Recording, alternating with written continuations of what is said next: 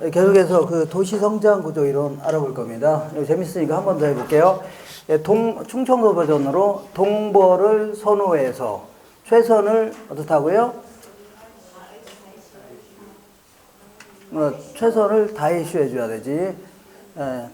다해 뿌렸담기 하면 되는데 안 됩니다. 자, 그 다음에 그래도 유배당했슈. 차원이 다른 침대 뭐예요? 시몬스 이렇게 해서 사람 이름만 알아도 때로는 뭐 이 문제를 맞히는 경우가 있습니다. 이렇게.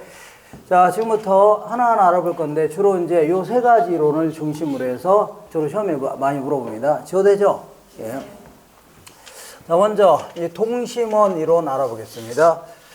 자, 동심원 이론이라는 것은요, 이렇게 볼게요. 자, 요거는 1925년도에 시카고 대학교 교수였던 버제스라는 사람이 시카고를 배경으로 해서 낸 논문입니다. 자, 이 사람은요, 이 도시가 어떤 식으로 성장하냐 했더니 잔잔한 연못에 중앙에다 돌을 딱 던지게 되면, 돌을 던지면 물결 모양이 이렇게 퍼져나갈 겁니다. 마치 동심원을 그리면서 퍼져나가죠. 도시도 이렇게 단순 무식하게 성장한다. 자, 요거는요, 여기는 뭐가 들어가고, 여기 뭐가 들어가고 물어봅니다. 요거 암기하셔야 돼요. 이렇게 암기하셔야 됩니다. 충천 근중통이다. 이런 식으로. 중천 근중통 이렇게 해서 암기하세요. 자, 요거는요, 중심 상업지구 혹은 중심 업무지구. 그 다음에 요거는요, 천이지구. 계속 바뀌어 나가는 지역입니다. 이쪽이나 이쪽이나 바뀌어 나가는 지역. 천이지구 아니면요 이걸 점이지구라는 표현도 씁니다. 점이지구 이렇게. 그리고 요거는요 근로자 주거지역 아니면은요 저소득층 주거지역. 요거는요 중산층 주거지역 아니면은요 고소득층 주거지역. 그 다음에 젊은 사람을 중심으로 해서 통근자 지역 이렇게 해서 확대해 나간다는 얘기죠. 요거 이렇게 얘기한 게 누구라고요? 동심원 이론입니다. 딱 네 가지를 딱 기억하셔야 돼요. 딱 네 가지. 자, 이거 관련돼서 네 가지. 맨 먼저, 요거는요, 튀네네, 아까 이 고립국 모형 있어, 없어요? 튀네네 고립국 모형 있죠? 요것도 아까 그림 그릴 때 동글뱅이 3개, 4개 뭐 그랬죠? 그래서 튀네네 고립국 모형을 도시 토지에 응용했다. 이렇게 표현합니다. 도시 토지에 응용했다. 이렇게. 자, 그리고 요거는요, 도시 생태학적 관점에서 접근했다. 도시 생태학이다. 생태학이라는 게 동물들의 상호작용 있죠? 그러니까 이 그 약육 강식이 통하는 상호작용, 요거를 그 분석하는 학문을요, 생물학에서 생태학 이렇게 하는데, 도시 생태학이라는 것은 인간은 만물의 영장이죠? 그러니까 약자인 논닷을 잠식해 나가는 걸요 침입한다 해줍니다. 침입하고 경쟁하고 바뀌어 나가는 걸요 천이하는 과정. 바뀌어 나가는 걸요 천이한다 해줍니다. 이런 과정 속에서 도시 성장을 연구한 겁니다.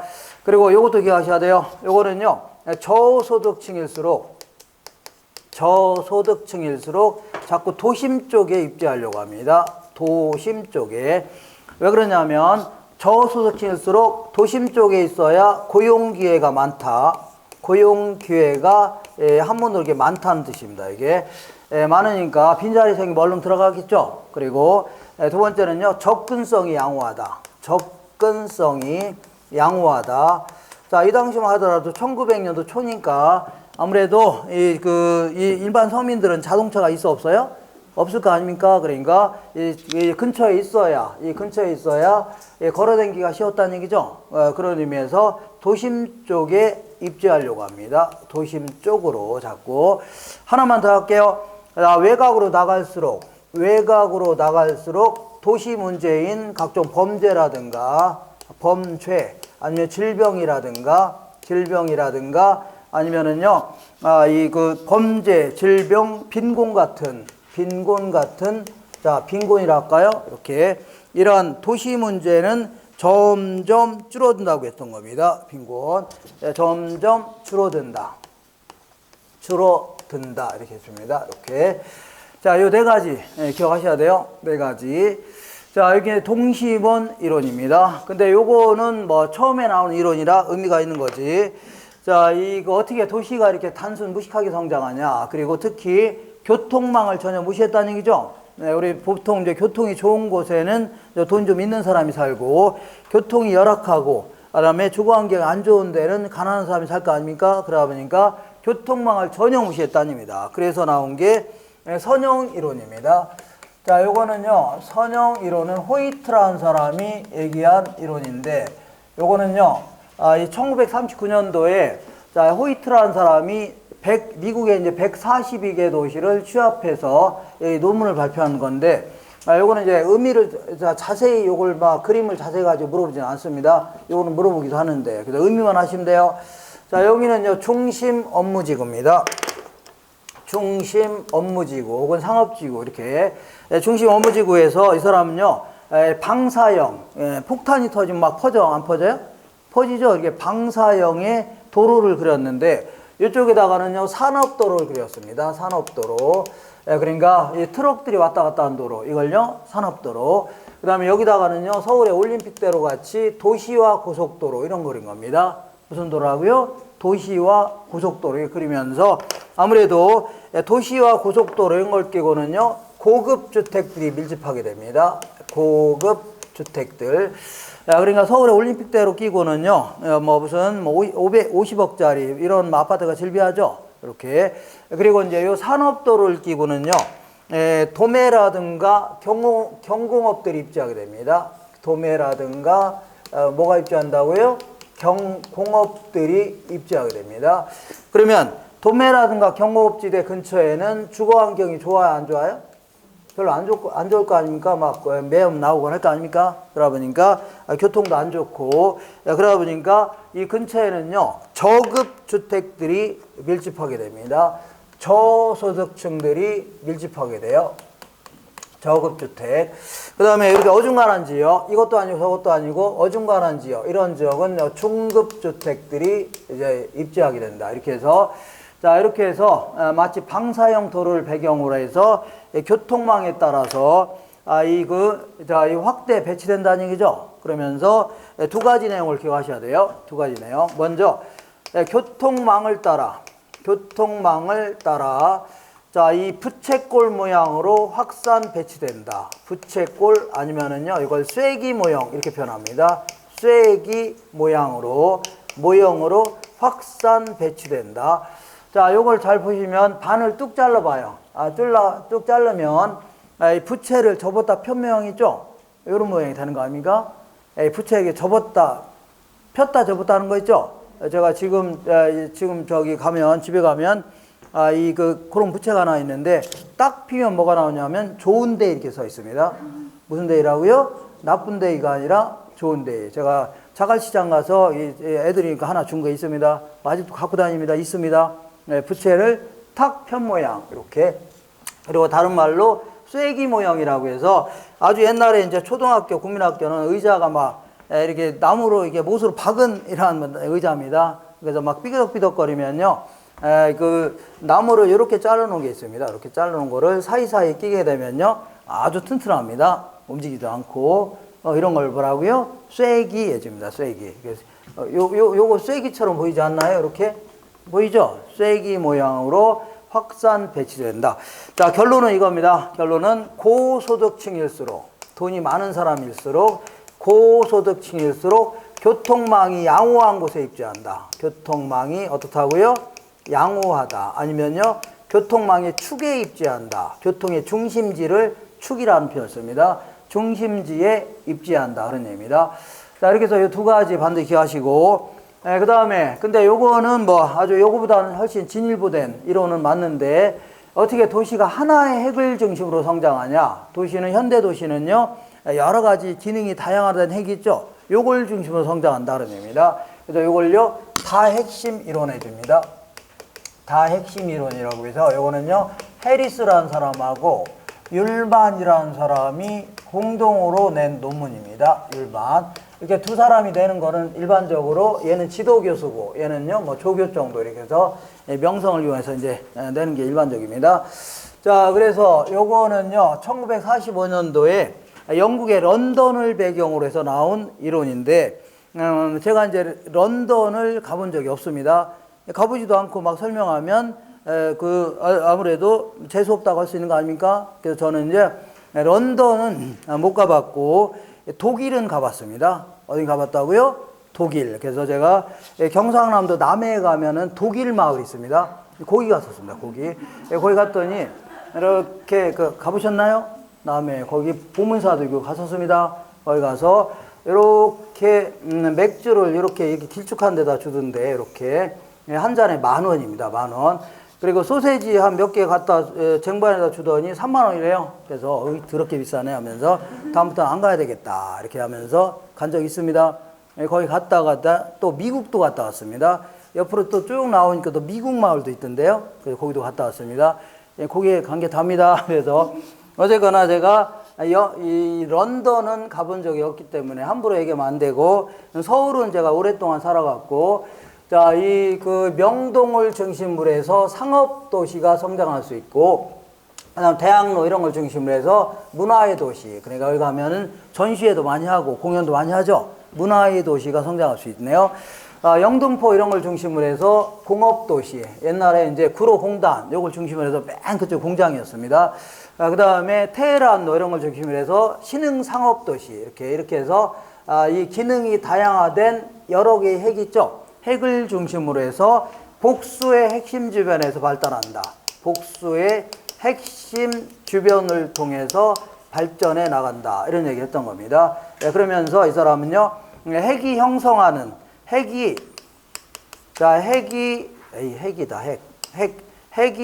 형성되는 이유도 설명했습니다. 핵이 형성되는 이유는요, 한 4가지 정도.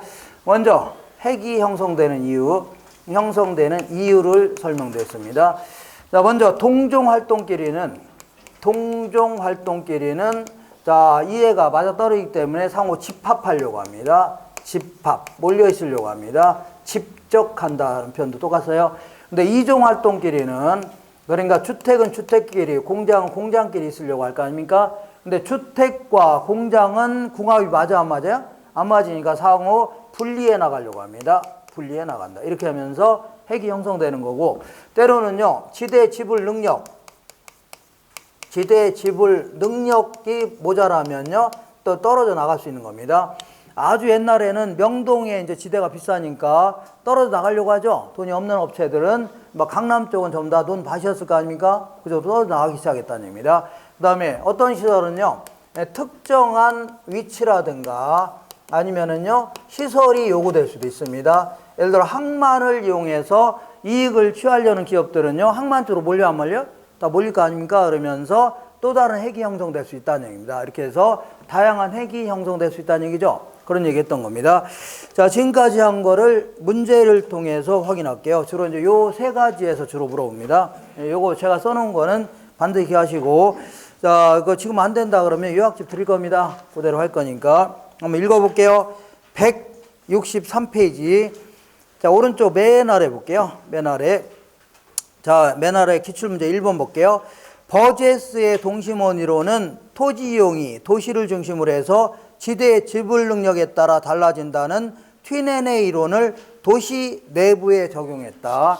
튠헨의 이론을 어디에 적용했다고요? 도시 내부에 적용했다. 그런 얘기입니다. 이렇게. 2번 볼게요. 자, 버제스는요, 도시의 공간구조 형성이 침입, 경쟁, 천위 과정으로 나타난다. 침입이라든가 천위 과정 속에서 도시가 성장해 나간다는 얘기죠. 그런 얘기 했던 거고. 3번째 볼게요. 동심원설에 의하면 중심지에 가까워질수록 범죄, 빈곤, 질병이 많아진다. 외곽으로 나갈수록 범죄, 빈곤, 질병이 줄어들죠.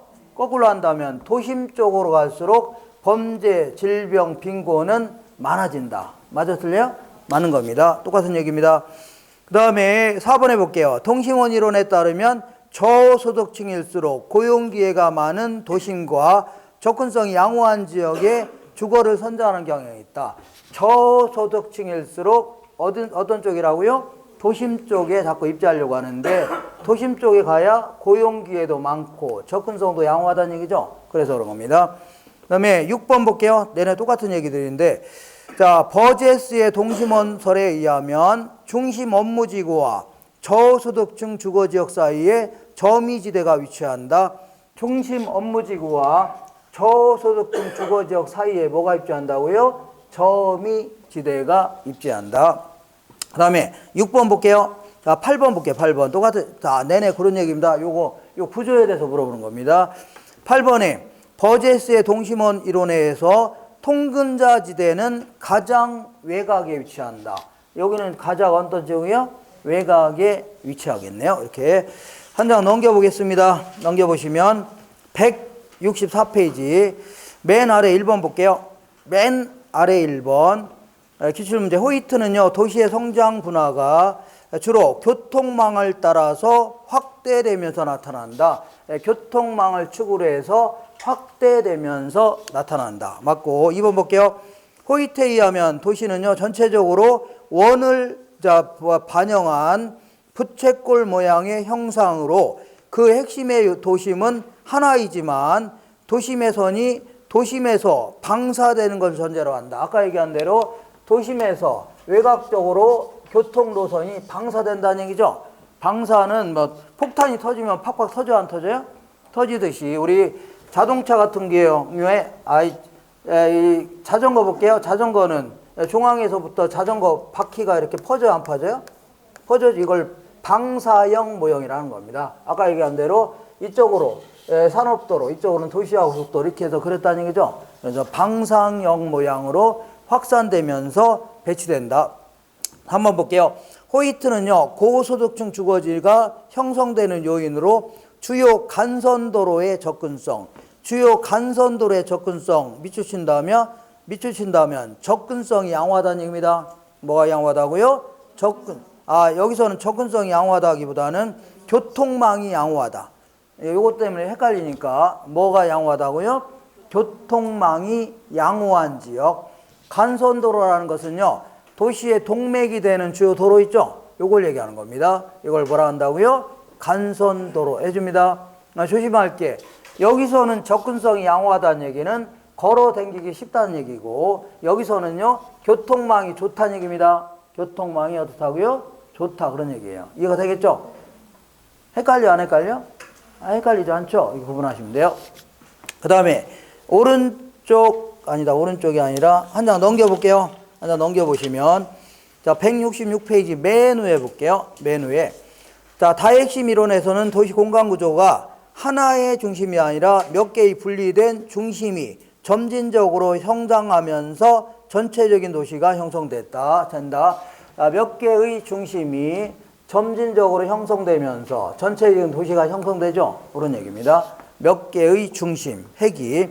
2번 볼게요. 다핵심 이론에서는 다핵이 발생하는 요인으로 유사활동 간에는 집적 지향성, 이질활동 간에는 입지적 비양립성을 두고 있다.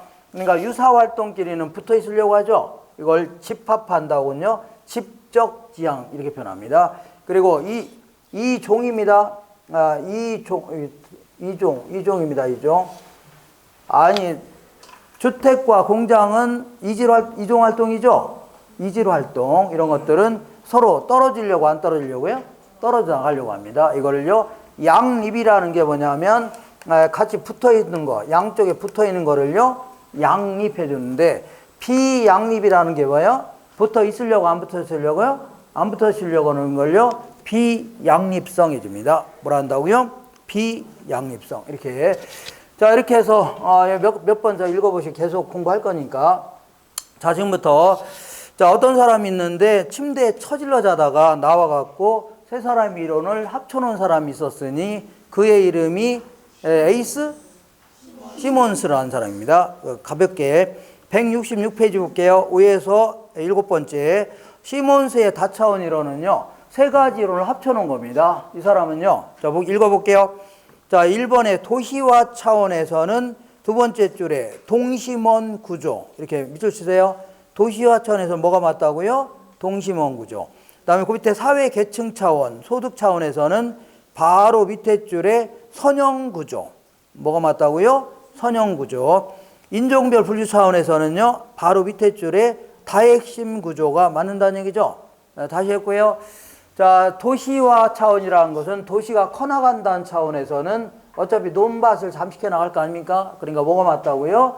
예, 동심원 이론이 맞다. 근데 사회 계층 차원에서는 돈이 많은 사람들은 교통이 좋은 곳에 입지하려고 할 거 아닙니까? 돈이 없는 사람들은요, 교통도 안 좋고 주거환경도 안 좋은 지역 있죠? 여기에 입지하는 거니까 사회 계층 차원에서는 뭐가 맞다고요? 선형 이론이 맞다. 인종별 분류 차원에서는 LA 같은 데 보면 백인 거주지역, 흑인 거주지역, 여기는요, 남미인 거주지역, 중국인 거주지역 이렇게 구분해야 하네요. 그래서 사회 인종별 분류 차원에서는 뭐가 맞다고요? 다핵심 이론이 맞다. 결국은요, 현대 복합 도시는요, 세 가지가 복합적으로 작용하면서 도시가 성장한다는 얘기죠. 그 얘기 한 겁니다. 이걸 누구라고요? 시몬스의 자, 다차원 이론해 줍니다. 마지막으로 이렇게 유상도시론, 요거는요, 벨이라는 사람이 얘기한 건데, 요거는 지금까지는요, 자생도시를 가정한 겁니다. 스스로 이제 생겨난 도시, 이걸 가정하는데, 자, 유상도시론은요, 그 계획도시를 가정합니다. 계획적으로 만든 도시 있죠? 만든 도시 많이 있을 거 아닙니까? 신도시 같은 거 되게 만든 거죠? 그래서 이 부산에서 서울 쪽으로 이 경부고속도로 타고 쭉 올라다 보면요, 오산 지나서 수원 가기 전에 있죠?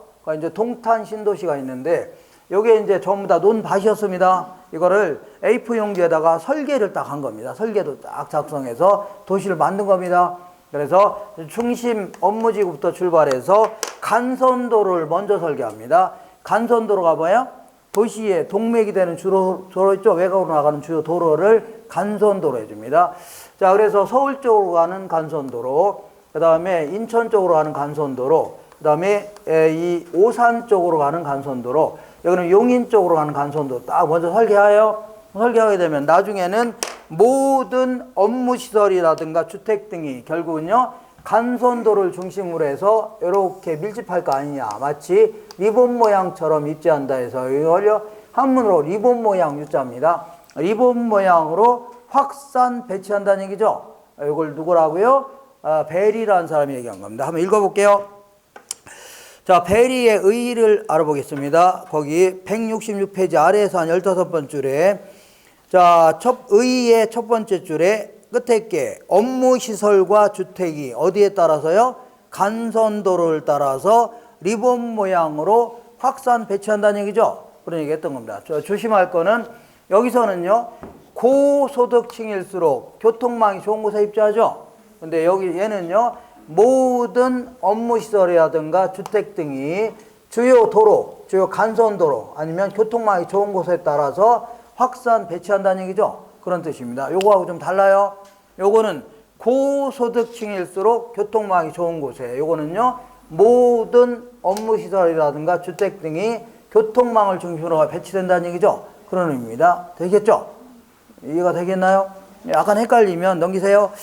자, 이렇게 해서 요 정도, 요거 너무 헷갈리면 아까 세 가지 요것만 잘 정리하시면 돼요. 주로 여기서 주로 물어봅니다. 자, 오늘 해야 될 마지막 테마가 뭐냐면 도시 경제 기반 이론이다, 이렇게 합니다. 도시 경제 기반 이론. 그래서 166페이지 맨 아래에 보니까 도시 경제 기반 이론 있어 없어요? 요거는 어떤 도시가 있다면 도시가 어떤 형태로 구성되어 있냐, 어떤 산업이 주가 되고, 그 다음에 앞으로 어떤 형태로 성장할 것인가, 이런 거를 좀 규명해고자 하는 기법이요, 도시 경제 기반 이론이다 이겁니다. 도시 경제 기반 이론이다, 이렇게. 자, 그래서 도시마다 이제 기반 산업이라는 게 있고요, 비기반 산업이라는 게 있습니다. 비기반 산업. 자, 기반 산업은요, 이 기반 산업이라는 것은 그 지역의 주력 산업을 얘기합니다. 그 지역에 뭐라고요? 주력 산업. 이런 산업을요, 기반 산업. 그리고 주력이 아닌 산업들을요, 비기반 산업 해주는데, 굳이 정의하자면, 이 지역 내부에서 생산한 생산물을요, 자, 이 내부에서 소비하기에는 남아돈다는 얘기죠. 잉여가 생긴다. 그러면 남아도니까, 다시 할게요. 이 생산물을 그 지역 내부에서 소비하기에는 남아돈다는 얘기죠. 주로 지역 외부로 그 지역 외부를 얘기합니다. 외부로 주로 수출하는 이러한 산업을 뭐라 한다고요? 기반 산업이라는 겁니다. 우리 현대자동차 공장이 이 울산에도 있거든요. 울산에도 있고 충남 아산에도 있고 전주에도 있는데 이 현대자동차가 생산한 생산물을요, 요 지역 그 생산한 양을 지역 내부 정도에만 소비하나요? 아니죠. 전부 다 거의 다 대부분 어디에 수출해요? 지역 외부로 다 수출할 거 아닙니까? 이런 산업을요, 기반 산업이라는 겁니다. 이거 되겠죠? 이렇게. 자, 근데 비기반 산업은요, 생산한 생산물을 내부에서 소비하기에는 부족하다는 얘기죠. 예, 부족해서 주로 이제 외부에서, 자, 주로 수입에 의존하는 경우, 이런 경우를요, 비기반 산업이라는 겁니다. 알겠죠? 말이 어려우니까. 기반 산업은요, 그 지역에 특화된 주요 산업 있죠? 주요, 그 지역의 그 주력 산업을 뭐라고요? 기반 산업. 그렇지 않으면요, 비기반 산업이라는 겁니다. 되셨죠? 그래서, 자, 우리 이제 울산을 예를 들어야 되는데, 울산은 저번 주에 제가 뭐 착각해서 인구수를 뭐 60몇만 했는데, 한 110만이 넘어갑니다. 어쨌거나, 자, 여기는 뭐, 전부 다 공업도시 아닙니까? 예, 대규모 공업도시라, 자, 이 전국의 수익권에 들어가는 공업도시입니다. 그래서 여기는 뭐 주력산업이 굉장히 많아요. 특히 이제 석유화학, 이게 가장 큰 주력산업입니다. 우리 외국에서 원유를 다 이쪽으로 다 수입해 옵니다. 거의 대부분. 그래서 보통 그 바닷가 근처에 정유 공장이 굉장히 많이 있습니다. 많이 있어요. 거기서 이제 끓는 온도에 따라서 이제 끓입니다. 끓는 온도에 따라서 나프타라든가 아니면 항공유, 휘발유, 경유, 중유 이런 거 만듭니다. 만들어서 주로 이제 나프타 같은 걸 가지고 주로 이제 그 플라스틱 같은 걸 만드는 석유화학 이런 게 굉장히 많이 있습니다. 주로 이제 이런 공장이 있고, 그 다음에 조선업도 있죠. 현대 미포조선이라든가 현대중공업 이런 데서도 배를 만들고 있고, 그 다음에 현대자동차 여기서는 뭘 만들어요? 자동차도 만들고 있는 거 아닙니까? 그런 거 외에도 그거는 이제 대표적인 공장이지, 이름만 현대이지 사실은요. 그런 거 외에도 공장이 무지하게 많습니다. 알겠죠? SK 뭐 이런 거 다 들어가 있습니다. 되셨죠? 그러니까 요거는 전부 공업이 특화되어 있는 그러한 도시이기 때문에 요거를 뭐 일제로 말하기 좀 곤란합니다. 그래서 제가 이제 진주라는 도시도 강의 나가고 있거든요. 진주에 학원이 하나 있습니다. 거기도 지금 강의 나가고 있어요. 그래서 진주를 예를 들어 볼게요. 어떤 도시라고요? 진주에 보면 진주에 총 고용 인구가 뭐 이 정도 안 되는데 어쨌거나 50만이라고 치자. 얼마라고요? 50만. 근데 요 지역은요, 이 교육 산업이 무지하게 많습니다. 여기는 동네가 크진 않은데 뭐 대학교도 굉장히 많이 있고, 그다음 학원도 많이 있고, 그다음에 중고등학교도 많이 있습니다. 그리고 그러다 보니까 학원도 많이 있고, 학원과 관련된 사업도 많이 있어져. 저거요? 좋겠죠? 그래서 교육 산업에 종사한 사람이 얼마라고요? 20만 정도 된다고 치자. 이렇게 가정해 보는 겁니다. 가정. 그 다음에 섬유 산업에 종사한 사람들은 한 5만 명 정도 된다고 치자. 그 다음에 관광 산업에 종사한 사람들, 이런 사람들은요, 한 3만 명 정도가 된다. 가정해 보는 겁니다. 그 다음에 우리 같은 부동산 업종에 종사한 사람들, 이런 사람들은요, 1만 명 정도 된다. 점점 줄어들겠네요. 자, 이렇게 이제 구성되어 있는데, 이때 이제 LQ라는 게 있습니다. 요거는 2년에 한 번을 꼭 물어봅니다. 작년에 물어봤기 때문에 올해는 안 물어볼 가능성도 있는데, LQ라는 게 뭐냐면 로케이션 퀘션 해갖고 이 지역에서 주로 어떤 산업이 할당되어 있냐 그런 얘기입니다. 퀘션 하면 할당이라는 것입니다. 그래서 이제 이게 이 지역에서 기반 산업이냐 아니냐를 측정하는 척도입니다.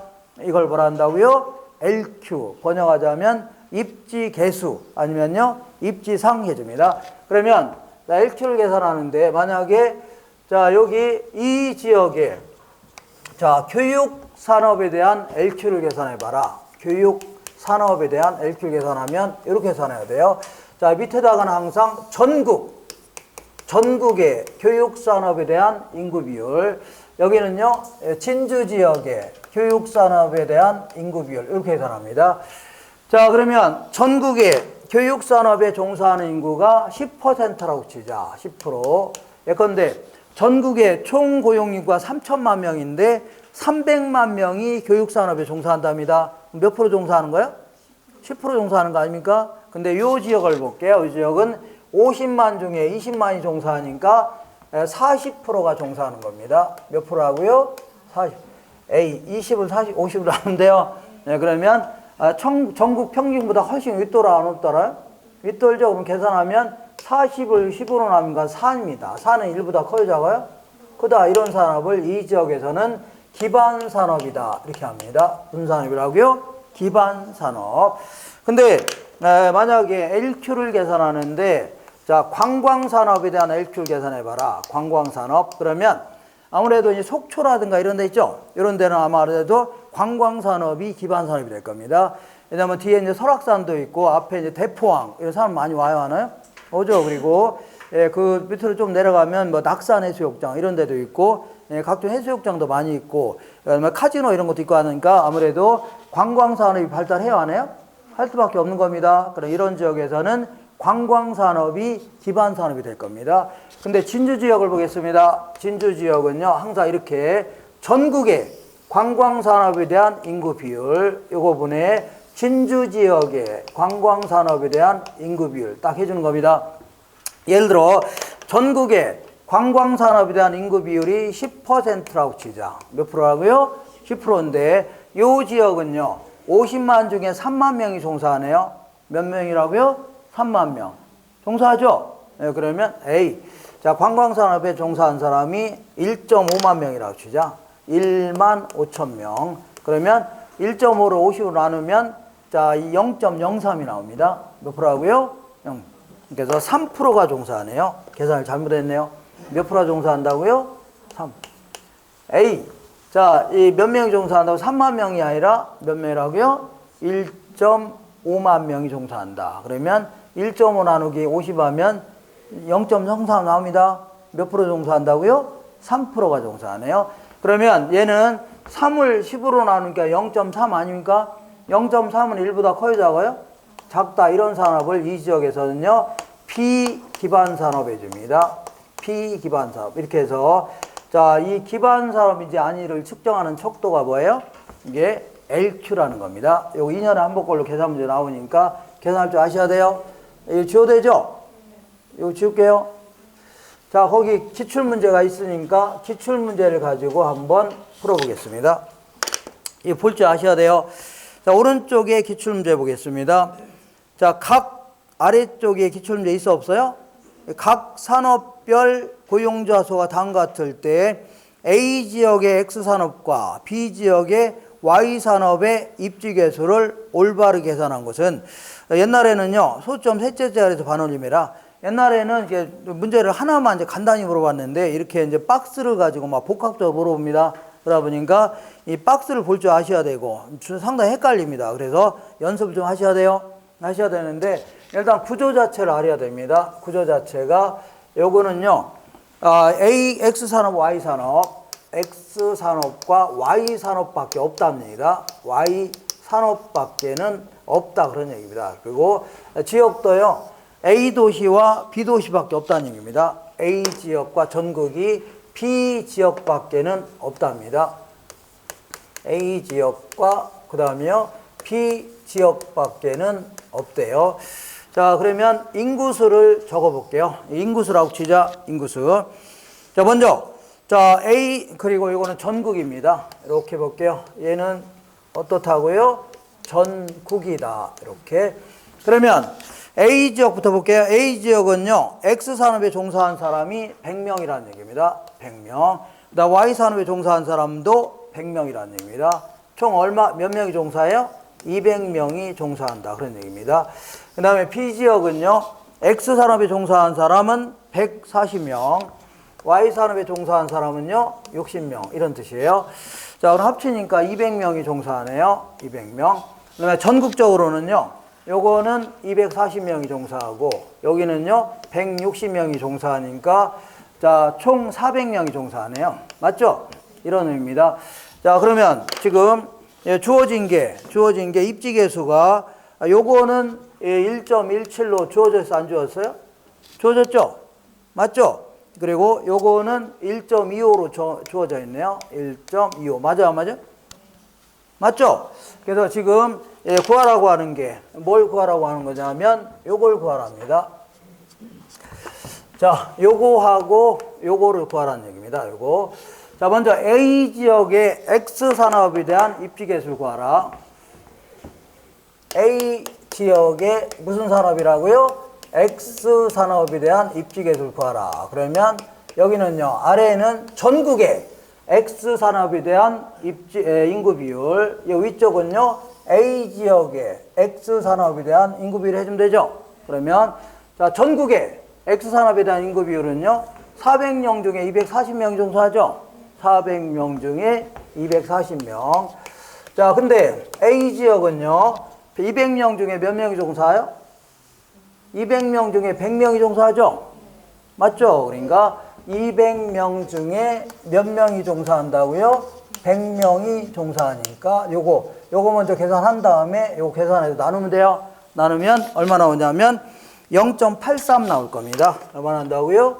0.83이 나오네. 이렇게. 자, 얘는 얼마 나온다고요? 0.83이 나오네요. 맞죠? 자, 이번에는 요것도 물어보는 겁니다. 하나만 물어봐도 되는데 두 개씩 물어봅니다. B 지역의 Y 산업에 대한 입지계수를 구하라. 자, B 지역의 무슨 산업이라고요? Y 산업에 대한 입지계수를 구하라. 자, 그러면 자, 전국의 이 밑에는 뭐라고요? 전국의 Y 산업에 대한 인구 비율. 여기는요, B 지역의 Y 산업에 대한 인구 비율. 자, 보세요. 전국의 Y 산업에 대한 인구 비율은 400명 중에 몇 명이 종사해요? 160명이 종사하네요. 400명 중에 얼마라고요? 160명. 근데 자, B 지역은요, 200명 중에 몇 명이 종사해요? 60명이 종사하잖아요. 200명 중에 60명이 종사하니까 이렇게 계산하면 자, 얼마 나오냐면 요거는 1.25가 나올 겁니다. 아니다. 네. 어디 갔어요? 요거죠? 요거는 0.75가 나올 겁니다. 얼마 나온다고요? 0.75 이렇게 나올 겁니다. 0.75. 계산해 보세요. 얼마 나온다고요? 0.75가 나옵니다. 알겠죠? 이렇게 해서 계산하면 되는데, 자, 저런 식으로 써가면서 계산하고 있으면 시간이 걸려, 안 걸려? 무지하게 걸립니다. 그래서 박스를 볼 줄 아셔야 돼요. 먼저, B 지역의 Y 산업의 입지계수를 구하라. 그러면, 자, 전국은 이것분의 이거죠? 이것분의 이거분의 이것분의 이거 해주면 돼요. 할 수 있나요? 그 다음에, 요거는, 자, A 지역의 Y 산업은 전국은 400명 중에 160명이죠? 그래, 이것분의 이거분의 이것분의 이거 해주면 돼요. 할 수 있나요? A. 얘는 어떻게 구하면 돼요? 이것분의 이거분의 이것분의 이거. 자, 요거죠. 요거는 이것분의 이거분의 이것분의 이거 있죠? 해주면 되고. 그 다음 요거는 어떻게 구하면 돼요? 이것분의 이거분의 이것분의 이거 해주면 돼요. 볼 줄 아시면 돼요? 볼 줄 아시면 돼요? 다시 할까요? 연습하시면 돼요? 연습하시면 돼요? 나는 요것도 힘들다. 그럴 경우는 어차피 얘는 X 산업 같은 경우는 얘도 1을 기준으로 하는 거고 얘도 1을 기준으로 하는 거죠. 그러니까 결국 2를 기준으로 해서 2에서 요거 하는 거죠. 2에서 요거 빼면 요거 나옵니다. 2에서 요거 빼면 요거 나와요. 똑같은 겁니다. 얼른 계산할 수 있어요. 2에서 1.17 빼면 얼마 나와요? 0.83 나옵니다. 2에서 1.25 빼면 얼마 나와요? 0.75 나옵니다. 이렇게 얼른 계산할 수 있어요. 다시 한번 해볼게요. 자, B 지역의 X 산업에 대한 입지계수를 구하라. 그럼 전국은 400명 중에 240명 종사하죠?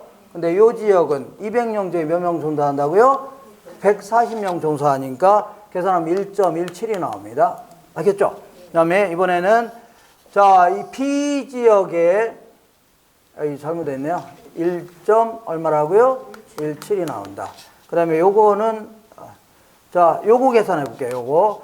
B 지역의 Y 산업은 전국은요, 400명 중에 160명 종사하죠? 근데 요 지역은요, 200명 중에 160명 종사하니까 이것분의 이것분의 해주면 돼요. 알겠죠? 난 이것도 힘들다 그러면 2에서 요거 빼면 얼마 나와요? 0.75가 나오겠네요. 얼마 나온다고요? 0.75. 맞죠? 요거랑 요거 구하라고 한 거니까. 에이, 이거 이상. 자, 얘는요, 1.17이 됩니다. 맞죠? 에이, 다시 해요? 안 해도 되죠? 그러니까, 박스 보면 잘 할 수 있습니다. 박스 잘 보면, 이거 몇 번이고, 시험 볼 때까지 저랑 같이 한 30번 할 거니까, 헷갈리네 하면 그때 하면 돼요. 한 번만 더 할까요? 그만할까요? 그만해도 돼요. 짜증내네요. 왜 이렇게 짜증을 내시네요. 자, 요걸 구하라. 그럼 이것분의 이거. 할 수 있죠? 요걸 구하라. 이것분의 이거 하시면 돼요. 그만할게요. 진짜 이제 나가실 것 같은데, 자꾸 하면. 자, 의외로 좀 빨리 할 수 있으니까, 걱정 마세요. 간단히도 계산할 수 있는 겁니다. 자, 지금부터 오늘 했던 거를 종합적으로 복습해 보겠습니다. 오늘 했던 거를 종합적으로 복습해 보자.